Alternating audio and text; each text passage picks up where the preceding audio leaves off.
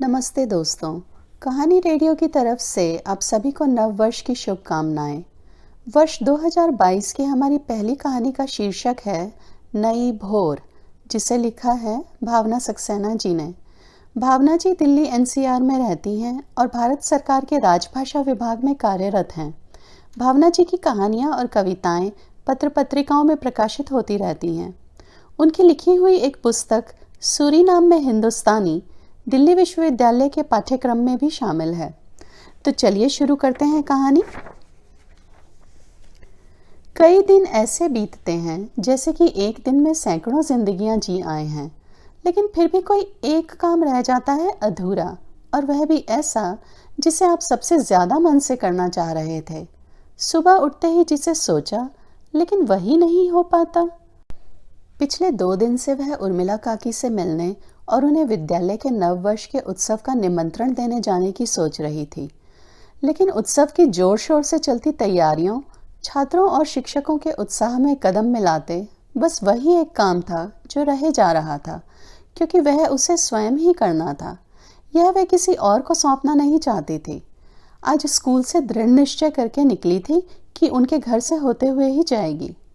उर्मिला काकी से मिलने का और उनके पैर छूकर उनसे आशीर्वाद लेने का एक भी अवसर वह जाने नहीं देना चाहती थी। एक वही तो थी जिन्होंने उसकी डगमगाती हुई नौका को स्थिर किया था। अभी तो ऐसा माहौल भी बना दिया था जिसमें रास्ते आगे स्वयं ही खुलते चले गए। पिछले कुछ समय से बढ़ती उम्र और गिरते स्वास्थ्य ने काकी का घर से निकलना काफी कम कर दिया था। पहले काकी अक्सर स्कूल आ जाया करती थी, लेकिन जब से उनका निकलना कम हुआ, वह खुद ही जाकर मिलाती थी उनसे। उनके पास बैठना उसके जीवन का सबसे बड़ा सुख था। निकलने को ही थी तो सांस्कृतिक विभाग के अध्यक्ष नव वर्ष पर प्रस्तुत किए जाने वाले कार्यक्रमों की रूपरेखा लेकर आ गए। उनका कार्यक्रम स्वीकृत कर वह जल्दी से निकल गई। यूं तो काकी का घर थोड़ा दूर था, लेकिन आम के बाग से होकर जाने से रास्ता छोटा पड़ता था, तो उसने वहीं से जाने का निश्चय किया।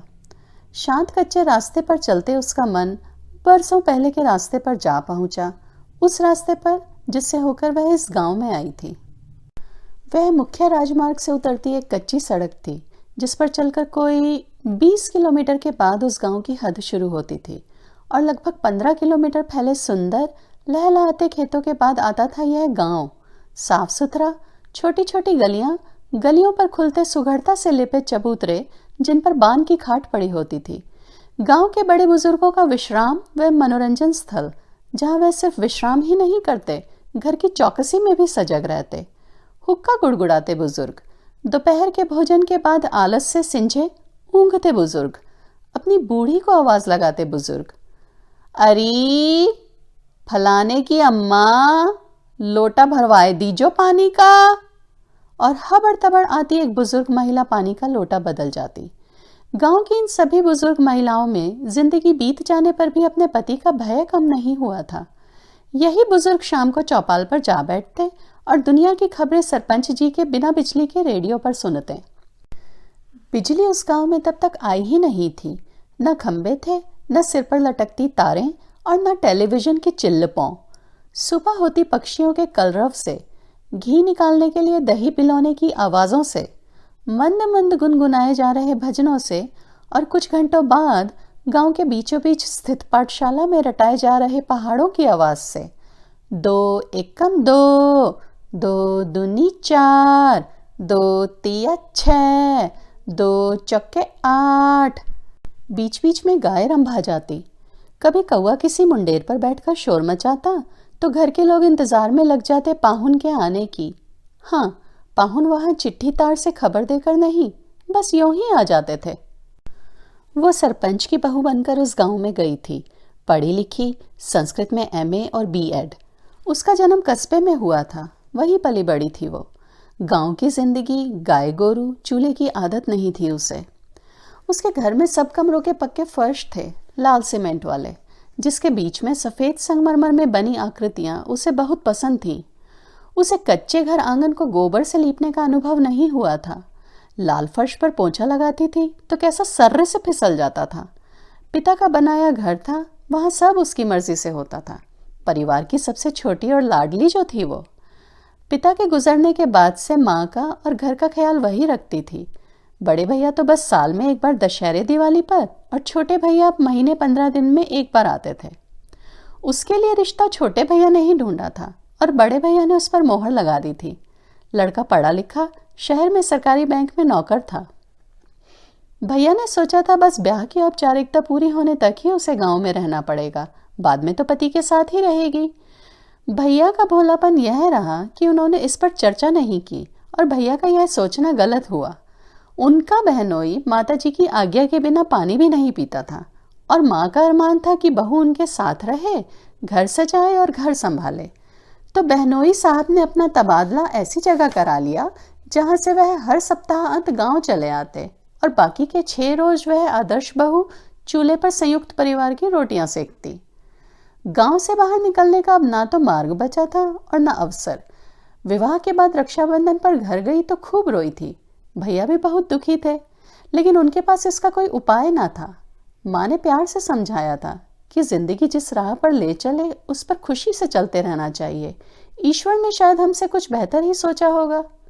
माँ की इस बात पर तिलमिला तो गई थी वह, लेकिन चुप रही। माँ को दुखी नहीं करना चाहती थी। 2 दिन बाद जब लौटी तो शहर की लड़की घूंघट के अंदर बंद हो गई। ना कुछ कहते बनता था, ना रहते बनता था। आंसुओं के सरोकार बदलते थे, कभी दुख तो कभी बेचारगी में निकलते थे। संस्कृत में एमए बीएड की कक्षाओं में कभी यह नहीं सिखाया गया था कि आंसुओं से सामंजस्य कैसे बिठाया जाए। वो तो कोई दलील मानते ही नहीं थे। गृह विज्ञान की कक्षाओं में अचार मुरब्बे बनाने सिखाए गए थे और सासू माँ इस बात से बहुत खुश भी थी कि बहू को न जाने कितनी चीज़ें पकानी आती हैं। पूरे गांव भर में हुलस हुलस कर सबको बताती और घर आए हर मेहमान को उसके बनाए हुए अचार, मुरब्बे, पकवान सब खिलाती। बस यही कभी याद ना रहा कि जिस बहू को पाकर फूली ना समा रही हैं और उसके बनाए अचार मुरब्बों की नुमाइश लगा रही हैं, उस बहू के अरमान रसोई से अलग भी कुछ हो सकते हैं। इसमें उनका कोई दोष भी नहीं, क्योंकि उन्होंने स्वयं रसोई आंगन से परे कुछ सोचा ही नहीं था कभी। थकावट से चूर रात में अपने छोटे से उमस भरे कमरे में जब लेटती थी तो हाथ का पंखा झलते हुए वह यही सोचती थी कि हमारी शिक्षा व्यवस्था कितनी गलत है, जिसका आरंभ 12 खड़ी से होकर और न जाने कहाँ पहुँचता है। चाहे किसी भी कक्षा तक पढ़ लो, बीच में यह पाठ तो कभी आता ही नहीं कि खुश कैसे रहना है या तो दूसरों को इंसान ही कैसे समझना है। वह अक्सर सोचती कि स्त्री और पुरुष में यह विभाजन कब और कैसे हुआ। उसने संस्कृत पढ़ी थी, गार्गी और मैत्रेयी के बारे में पढ़ा था। कितना बेहतर युग था जब स्त्रियों को अपनी इच्छा से पढ़ने, अपना वर चुनने और अन्य चीजों की स्वतंत्रता थी। उसके विवाह के बाद पहला नया साल था। सरपंच के घर खूब तैयारियां चल रही थीं। जब से पंडित रामनारायण सरपंच बने थे, नए साल का पहला भोज सभी गांव वाले उन्हीं के यहाँ करते थे। कारण कि उन्होंने यह कार्यभार दिसंबर माह में संभाला था और जब गांव वाले उन्हें बधाई व शुभकामनाएं देने आ रहे थे तो उन्होंने 1 तारीख का न्योता सभी को दे दिया था। तभी से यह परंपरा हो गई थी कि वह हर साल 1 तारीख को सभी गांव वालों को अपने यहाँ भोज पर आमंत्रित करते थे। वह अपना समय व्यतीत करने के लिए घर में जो भी अतिरिक्त फल सब्जी होती सबका अचार या मुरब्बा बना देती थी। आम का अचार और आंवले का मुरब्बा बहुत मात्रा में हो गया था। सासू माँ को अपनी बहू के बनाए स्वाद से गांव की अन्य स्त्रियों को चिढ़ाने का मन हुआ तो नववर्ष के भोज पर उन्होंने एक चौकड़े में अलग अलग किस्म के अचार भरवा दिए। वर्षों से चली आ रही दावत में इस बार अचार का नया रंग भरने से चारों ओर सामान्य से अधिक चटकारे गूंज रहे थे। उर्मिला काकी अम्मा की बहुत करीब थी। अम्मा का हर काम उर्मिला काकी की सलाह से ही होता था। अद्भुत बहनों जैसा संबंध था दोनों में। संभवतः इसीलिए कि जब अम्मा ब्याह कर गांव में आई थीं, तो उर्मिला काकी ने उनका स्वागत एक बड़ी बहन के जैसे ही किया था। उसकी नज़रों के सामने आज भी वह दिन घूम जाता है जब नववर्ष भोज के अगले दिन उर्मिला काकी दोपहर बाद आई थी। सदा की तरह अम्मा ने उसे आवाज़ लगाकर चाय बनाने को कहा था और फिर बुलाकर आवाज़ देते हुए कहा, बहू, जो पिछले हफ्ते करौलियाँ और आलू के पापड़ बनाए थे जरा वह भी तल के ले आना। उर्मिला काकी को चखाओ कैसी बनी है। उर्मिला काकी शायद बहुत दिनों से उसका दिनों दिन बुझता चेहरा देखती जा रही थी। अनुभवी आंखें बिना कुछ कहे सुने ही समझ गई थीं। अम्मा से कह उठी थी, सावित्री, तुम्हारी बहू के हाथ में बहुत हुनर है। जो चीज़ बनाती है उसमें स्वाद भर देती है। कल का ही देखो, कितना चटकारे ले रहे थे लोग, मानो अचार ना हो अमृत हो। भोज में नई जान डाल दी। अरे मुझे तो हंसी आ रही थी उस घासी हलवाई का चेहरा देखकर। सारी सब्जियों पर भारी पड़ गया बहू का अचार। सुनकर वह मन ही मन खुश हुई थी। उसके आगे क्या होने वाला है, उसकी वह सपने में भी कल्पना नहीं कर सकती थी। चाय लेकर वह वापस आई तो अम्मा ने उसे पास ही बैठने को कहा। वह पीड़ा लाकर वहीं चारपाई के पैताने की ओर बैठ गई। अम्मा का स्वर उभरा था। बहू, तुम्हारे हाथ के स्वाद की सबने बड़ी तारीफ की कल। हमारा मस्तक भी गर्व से ऊंचा हो गया। उर्मिला जीजी का आग्रह है कि इस बार उनके यहाँ भी तुम ही अचार डलवा दो। उर्मिला काकी ने साथ में जोड़ा था। बताओ बहू, हाँ कहो तो कल सामान मंगा कर रख लूं। अपने घर के काम निपटा के हमारे घर निकल आना अपनी अम्मा जी के साथ। जैसा अम्मा जी कहें के अलावा कहने को उसके पास कुछ था नहीं। अगले दिन सुबह ही अम्मा जी ने याद करा दिया। बहू, काम थोड़ा सवेर निपटा लेना, उर्मिला काकी राह देखेंगी। और जब जाने के ऐन समय पर अम्मा जी के रिश्ते के भाई आ गए तो वह बड़ी परेशान हुई। वह जानती थी कि काकी राह देख रही होंगी, तो उन्होंने छोटी ननद गुड्डी को साथ जाने का निर्देश दे दिया। वह पहली बार था कि बहू किसी बुजुर्ग या पति के साथ के बिना घर से निकली थी। गुड्डी रास्ते भर बोलती रही थी। काकी के घर पहुंचकर भी बोली थी, भाभी आपको कितना कुछ बनाना आता है, आप हमें भी सिखा दो ना। और वह मुस्कुरा भर दी थी, लेकिन काकी उसकी बात सुनकर बोली, हाँ गुड्डी, तुम सीखो अपनी भाभी से, हम भी सीखेंगे, सब मिलकर सीखेंगे। फिर गुड्डी को बहाने से बाहर भेजकर काकी बोली, बहू यही बात कल तुम्हारी सास से भी कहना चाहती थी, लेकिन सोचा पहले तुम्हारी राय जानना उचित होगा। मैं जानती हूँ तुम बहुत सुघड़ हो, बहुत पढ़ी लिखी हो, गांव के भाग्य से यहाँ पहुँची हो। तुम्हारी शिक्षा सिर्फ अचार मुरब्बे के मर्तबानों में भरकर रहने को नहीं है। इसीलिए चाहती हूँ तुम यहाँ की लड़कियों को मांझ दो। क्या तुम अपने हुनर को गांव की लड़कियों और औरतों में बांटना चाहोगी? यह कैसे होगा काकी? वह अवाक सी उन्हें देखती रही थी। अम्मा जी तो कहती हैं कि बहुएं घर के भीतर ही अच्छी लगती हैं। आज आपके लिहाज से गुड्डी के संग भेज दिया, और बाबूजी से और इनसे कौन बात करेगा? काकी बोली, तुम बस अपनी राय बताओ। क्या तुम अपनी शिक्षा चूल्हे चौके को अर्पित करना चाहती हो या उसका बेहतर प्रयोग करना चाहती हो? उसकी आंखों से अश्रुधार बह निकली थी। वह समझ नहीं पाई क्या उत्तर दे, बस झुककर पैर छू लिए थे। और उस दिन से आज तक वे श्रीचरण उसके लिए वंदनीय थे। घर में काकी का रुतबा और रुआब ऐसा था कि खंडजे अपने आप बिछते गए और राहें सुगम होती गईं। अम्मा ने बहू की सुरक्षा काकी के हवाले कर दी थी। वह इसी शर्त पर तैयार हुई कि जो भी काम किया जाएगा काकी की निगरानी में होगा। घर घर में औरतों के बीच होने वाली इन सभी गतिविधियों पर बाबूजी को भी कोई आपत्ति नहीं थी। होली दिवाली आदि पर तो महिलाएं पड़ोस में इकट्ठी होकर गुजिया, मठरी, नमकीन, सेव यह सभी बनाती ही थीं। गर्मियों के दिनों में भी किसी के अहाते में लगे नीम की ठंडी छांव में हाथ से जवे बटती ही थीं। इन्हीं में से एक मानकर पहले पहल दोपहर को सबके भोजन करने के बाद घर में अचार मुरब्बों की कक्षाएं आरंभ हुई, और फिर ज्यादा लड़कियां आने पर घेर में पाक कला की कक्षाएं चली थीं। वहां जब उसने पाक विधि लिखवाने के लिए लड़कियों से और महिलाओं से कॉपियां लाने को कहा तो वह आपस में खुसर पुसर करने लगी। जब उसने कारण जानना चाहा तो पता लगा कि उनमें से अधिकांश निरक्षर हैं। कुछ थोड़ा बहुत पढ़ लेती हैं और कुछ हिसाब लगा लेती हैं। बहुत दुख हुआ उसे यह जानकर कि गांव की किसी भी लड़की ने 5वीं से आगे पढ़ाई ही नहीं की। लड़कियों का स्कूल था तो अलग से, लेकिन लड़कियां ना आने के कारण वह बंद ही रहता था। जब इस बारे में उसने अपने पति सुरेश से बात की तो वह हंसकर बोले, यह शुभ काम भी तुम ही शुरू कर लो। अभी तक अचार वाली मास्टरनी हो, अब पूरी मास्टरनी हो जाओगी। विचार बुरा नहीं था, लेकिन आगे बढ़ने के लिए अब उसे काकी के साथ बाबूजी के समर्थन और सहयोग की भी आवश्यकता थी। बहुत डरते डरते पहले काकी और फिर अम्मा जी के सामने उसने अपनी बात रखी। फिर काकी और अम्मा जी ने मिलकर बाबूजी से बात की। बाबूजी को मनाना उतना आसान नहीं था, क्योंकि गांव के सरपंच को सभी की भावनाओं की कद्र करनी थी। गांव के बहुत से लोग लड़कियों की शिक्षा को स्वच्छंदता और ऐब के साथ जोड़कर देखते थे। उनका मानना था कि लड़की अगर पढ़ी तो हाथ से गई। वह दिन उसे आज भी याद है जब बाबूजी ने उससे कहा था, देखो बहू, मैं तुम्हारी हर बात का समर्थन सिर्फ इसलिए नहीं कर सकता कि तुम मेरे घर की हो, यह मामला पूरे गांव की बहू बेटियों से जुड़ा है। इसके लिए मुझे गांव वालों और पंचों की राय जाननी जरूरी है।